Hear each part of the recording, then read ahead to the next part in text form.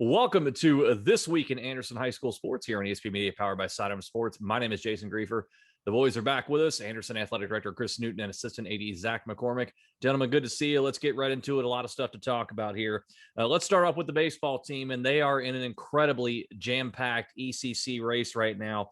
They're sitting right now tied with Kings and West Claremont at 5-4 in the league. You have three other teams at 6-3 in a three-way tie for first. Three other teams are tied at 4-5 right behind you in the standings. So it's a wide open race for the league title right now. You've got another game coming up here against Kings and then two against West Claremont. And of course, those are the three teams tied at 5-4 in the league right now. So anything can change from game to game right now.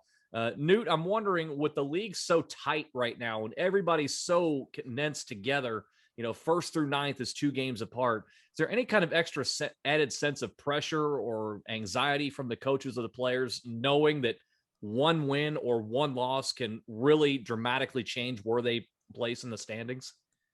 I think probably with the coaches, yeah, there's always stress and pressure with the coaches. I mean, they know that.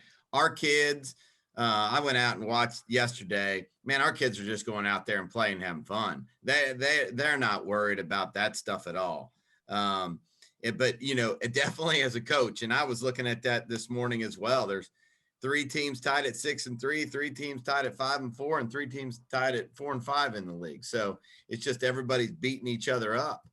But the way our kids were playing yesterday was awesome, and just to see how carefree and how much fun they're having. I mean, they're just pinning their ears back and letting it go. And like Zach and I were talking this morning, I mean, last week, we've put up 5 straight wins, and in 4 of those 5 wins, we've scored over double-digit runs against quality teams. So they're playing loose, they're having fun, and they're getting good results. Over on the softball side, since we last talked, they got a couple of nice wins against Winton Woods on Friday, who's really just getting its season going. They had a long COVID pause there, so they're just really getting themselves going here. But nevertheless, 2 conference wins is 2 conference wins, and you'll take that any time here. Zach, we've talked here in the last couple of weeks about how the pitching staff has kind of had a rough go of it on the season. I'm wondering, how big of a shot of confidence they got from these 2 Winton Woods wins, being able to go in there and to not only get 2 wins, but to do it via 2 shutouts. Yeah, I mean, I think it's huge. But first, I want to give a shout out to Winton Woods. They were incredible. Their coaches were so awesome. Their girls were incredible. That was literally the first time that they touched the field. They didn't even practice. They came right off their protocols and went right into the game, which is incredible. And I just had the funnest time watching them and our girls. It was so fun to see the passion, the excitement of them. And yeah, for our pitching, Grace Trapp pitched a really great game the first game, and then Katie Carper pitched the second game, and she pitched really, really well. So it was definitely a huge boost of confidence, especially for a girl like Katie Carper, to see kind of her strikes and kind of really limit people to get on base. I mean, that was huge for her confidence to just know, okay, I can do this. I'm throwing good pitches. So I think that was huge for her. Grace, we're just keeping her rolling. We're letting her loose. She's starting to get a little bit of confidence. She's hitting the ball well. I mean, and she's a good leader. So we're excited with the pitching. And then we got another full slate coming up and more conference games. I mean, Kings is going to be tough. So we got to keep that confidence and keep it rolling. See how they do going forward here. And again, as tough as it's been, I'm sure it had to feel, again, pretty good to get a couple of shutout wins there. Again, as I said, especially in the league. Let's switch gears up here and let's start talking about lacrosse, and let's focus on the girls first. You may look at the overall record, fans out there will, and say, well, gosh, 2-6, what's going on here? But you take a deeper dive in that, we're 1-1 in the ECC and only a game and a half out of first. So yes, the non-conference hasn't been the friendliest. It's been a very tough non-conference schedule. Good job, Newt.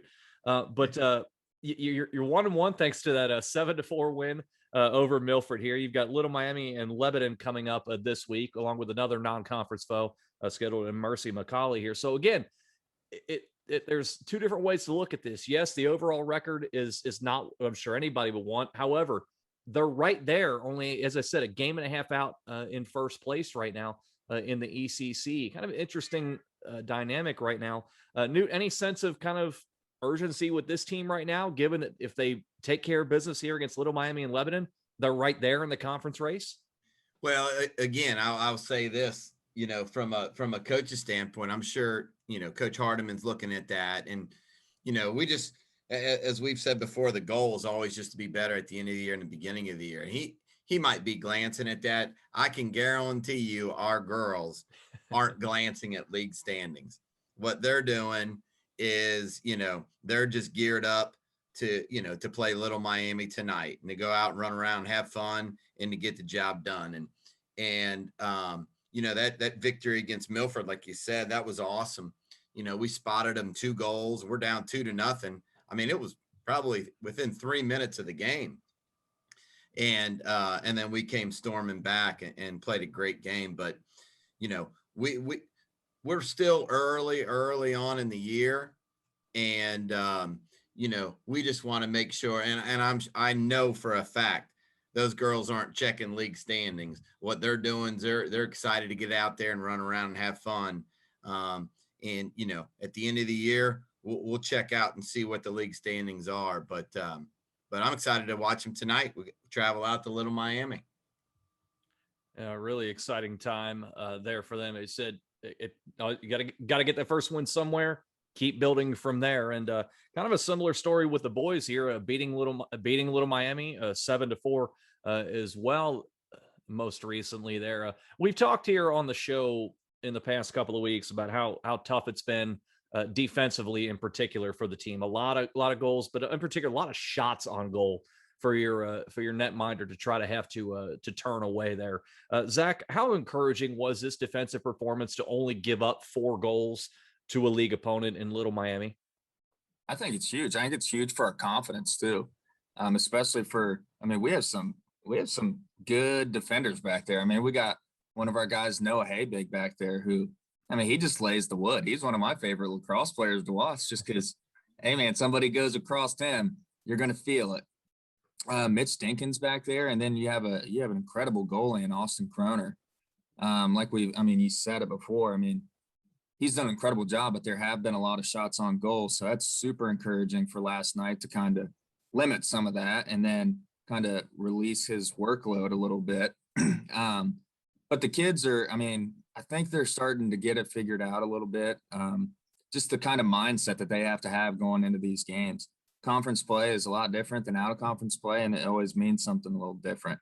And you want to take care of your conference opponents for sure. So to do something like that and kind of defend better than we have been is huge for us, gives us a little bit of confidence, and also helps out our offensive guys. When you know that your defense is holding it down in the back, you can go fire some shots off. That's like the best news ever for those offensive guys because the ball stays down on your side of the field. So you just get to shoot all the time. Spoken like a true guy who's never turned down the opportunity to shoot. No matter where he's at. Bad word, baby.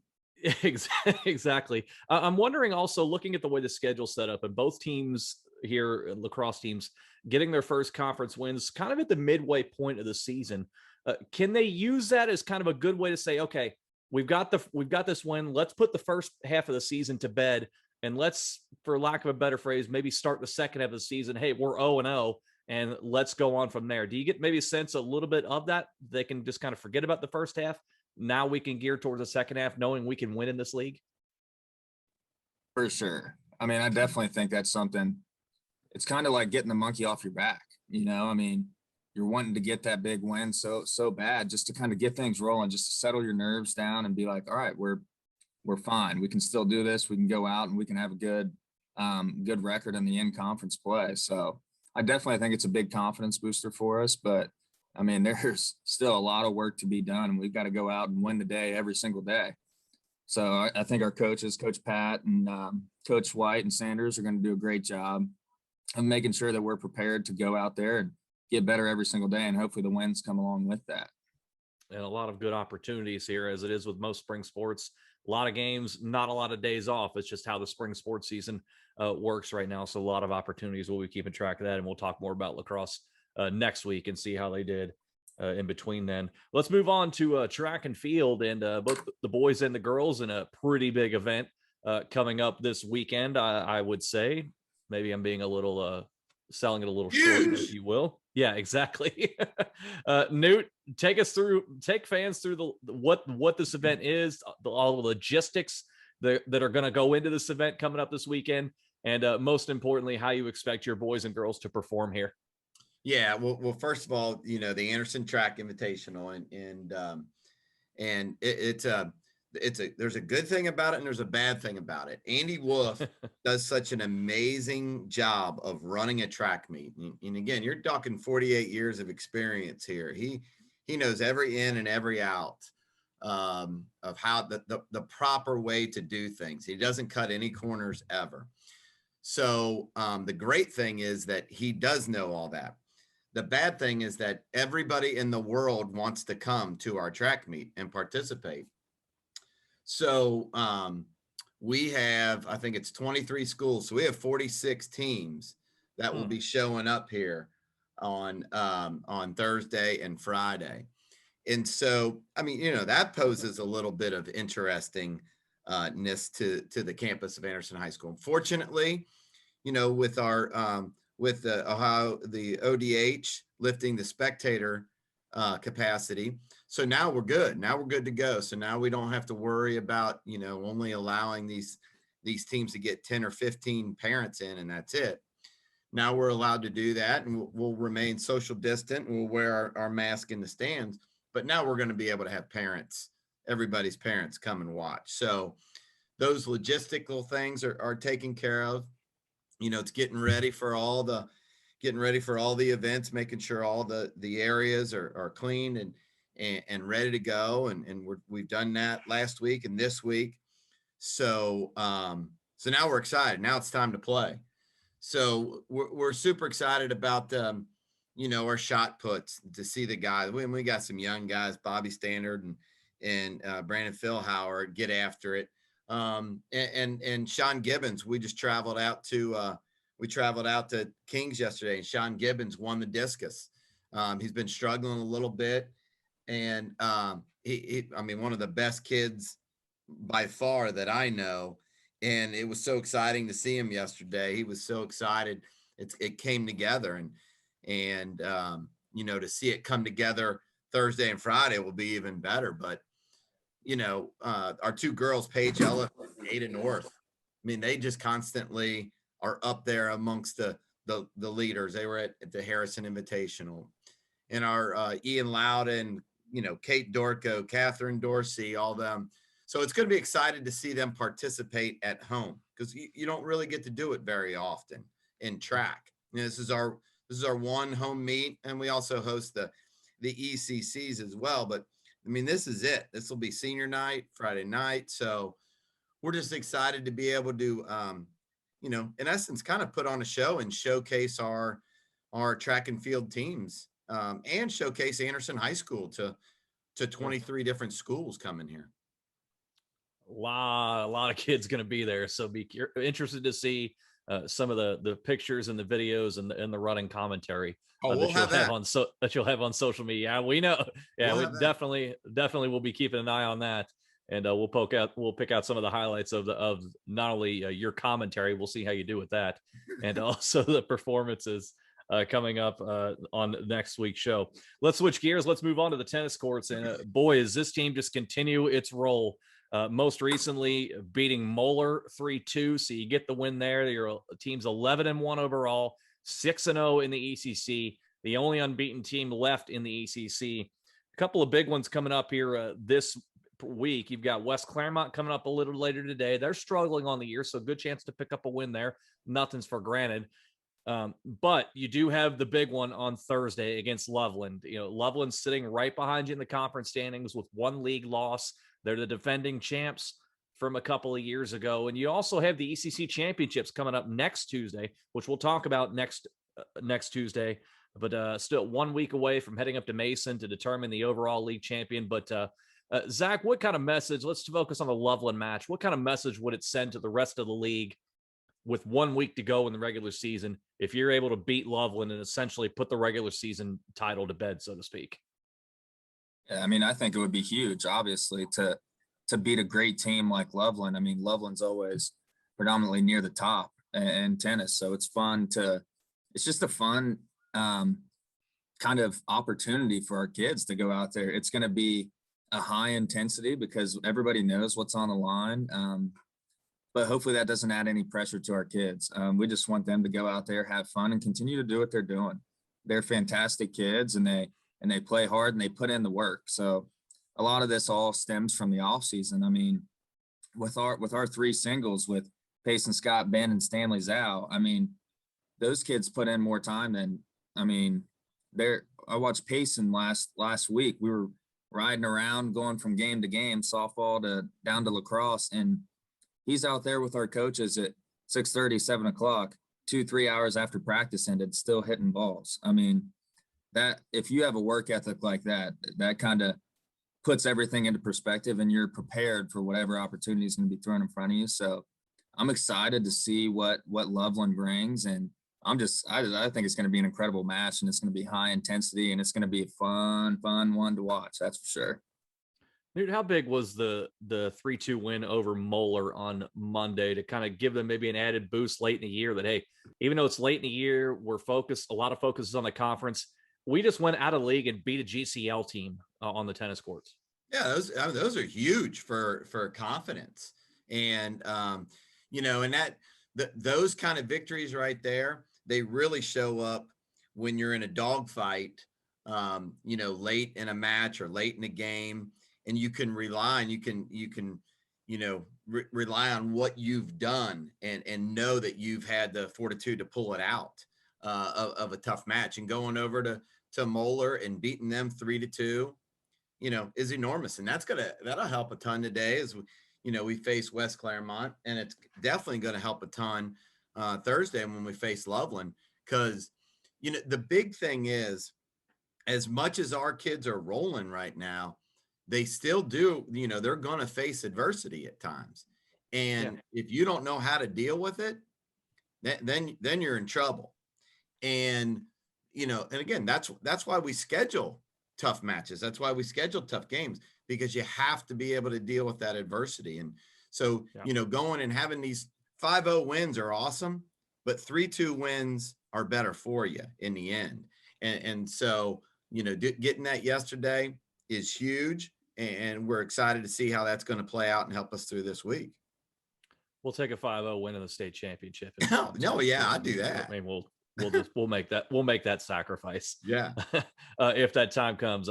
Lastly, here on the show, Newt teased at the end of last week's episode, one team from the winter sports season wasn't quite done with its run in the postseason, and as the academic quiz team, they were in the regionals this past week. Newt, I'll start with you. Kind of take us through some of the highlights, and I'll follow up from last week too. Were you able to at least pronounce some of the questions that were answered? No, this championship round on Saturday, I don't know, 85,000 words that were spoken during the time period, and I knew 7. So, it's ridiculous. It's so ridiculous. But we're so proud of these kids. They, it's weird how spaced out it is. There's no doubt about that. But, they've stuck with it. They're all doing all other kinds of things. Paige Elliff, she's out throwing the shot and discus nowadays, but she's got to come back. And they all found time to come back and practice and get ready for the regionals. And to come 9th in the regionals is amazing. But Maggie Debelak, Sammy Engel, Paige Elliff, Leah Mizukawa, Augie Pazzo, and Simon Pazzo. Those kids, they don't get to play out on the lights on Friday night. There's not a huge crowd. They do it. They represent Anderson High School, and they absolutely love to do it. And when you can see kids doing things that they love, they do them for the right reasons. It is so awesome. And these kids, we couldn't be happier with them and their performance, but we couldn't be happier than to be represented by them. But, as I told some of them, or as I told all of them, you know, please send me a resume, or please send me an application when you own your business for the first time here. So I'm going to be needing a job. These kids are ridiculous. Zach, how did you fare? Newt said he knew 7 out of 85,000. What was your number? At least half of that.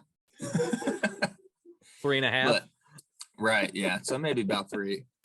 But how cool the ECC, I mean, Little Miami wins it.